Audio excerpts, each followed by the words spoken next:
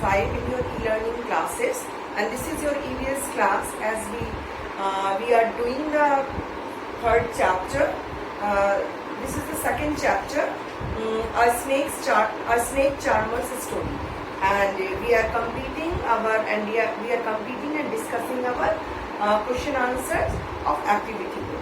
So few questions I have done in our live classes, and today I will discuss few more questions as well as all these questions I will give in your e-book. So you will just listen these answers, and then if you are unable to listen, just listen and whatever I am discussing. Then if you are unable to do the answers of your own, then you will just confirm the answer from the e-book. Okay. So let's start. Answer the following question. First one we have completed. What do you know about the Calvaria? Second question is, what do snake charmers provide us with? As we know, snake charmers provide us medicines.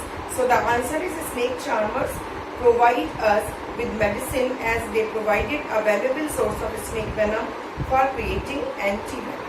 So what is the answer?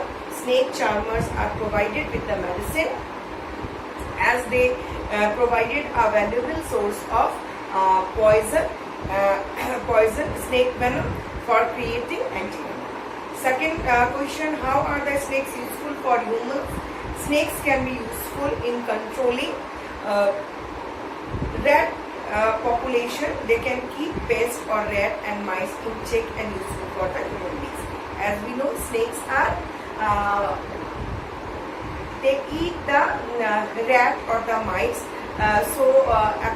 Due to the presence of the snake, they just eat up all these things, and that is the reason the population of rat become reduce, or they just reduce in number due to this snakes. So it is a natural phenomena. It comes in the food chain. So we cannot say that they are hunting them. They are hunting them purposefully because that is their food. So in this case, they are farmers' friend, as these snakes are eating up the rat, mice, which are pests and which are doing a lot of destruction in the crop. So answer is snakes can be useful in controlling rat population. They can keep pests as rat and mice in check and useful for the human being. So this is the second answer. Now third answer. Now we will come to the fourth one. Why are snakes called farmers' friend? Again, snakes kills animals like rats that damage the food crops, as they prevent the destruction of the food crops that farmers grow for his livelihood, and hence they are called the farmers' friend. So why they are called the farmers' friend? Because they are killing those animals who are farmers' enemy, and rat and mice actually destroy lots of crops. If they are keeping them in a store, then they are destroying. If they are in the field, when the crops become mature, even then mice and rats are eating up. So all this makes the destruction in the crop field as well as for the crops or the grains. So that is the reason snakes are eating them.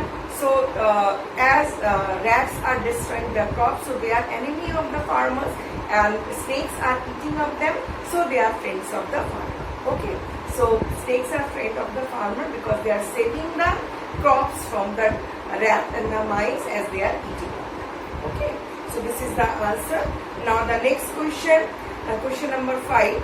Who is known as saperas? So who are saperas? Saperas are, we know they are the snake catchers, and this name given to the snake charmers. So saperas are the name, or you can say saperas are actually snake charmers who catches snakes.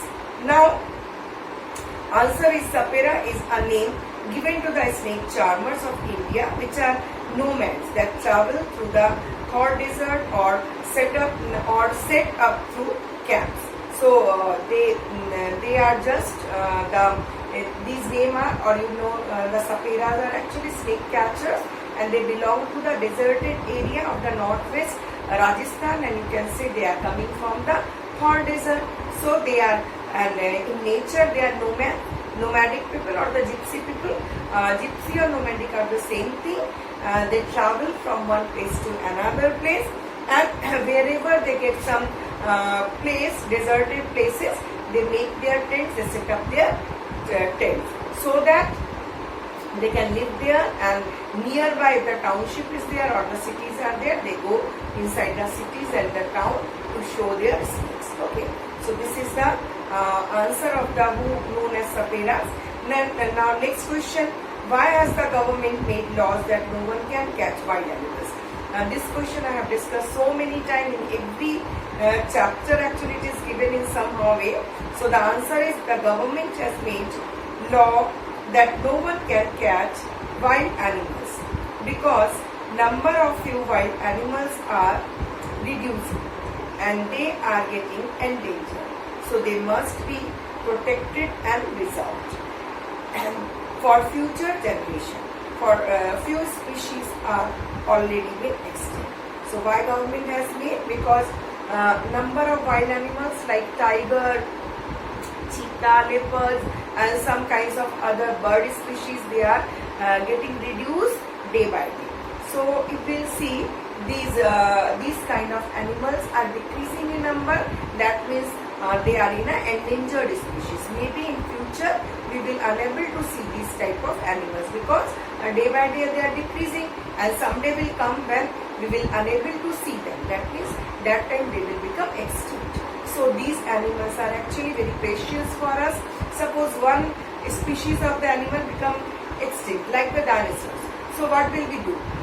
We will unable to see in our near future. So we have to keep and we have to save each and every species of the animals so they can survive in our near future and near generation.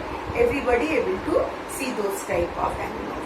So this is suggestible and this is for you that don't destroy any kind of, don't just support this kind of act. Last question is given here.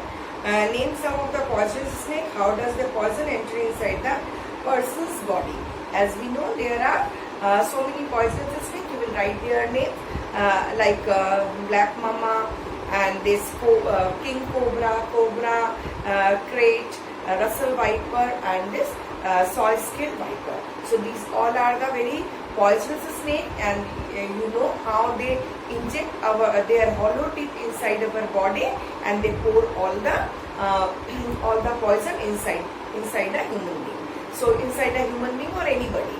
So this is the way they inject it and they give and pour their poison inside the human being or any kind of animal. And this way, and this poison actually travel within our body with the blood. So what we have to do, just after snake bite, we have to tie a tight bandage over that place so that the flow of the blood will become slow down and the rate of spreading of the poison will become less.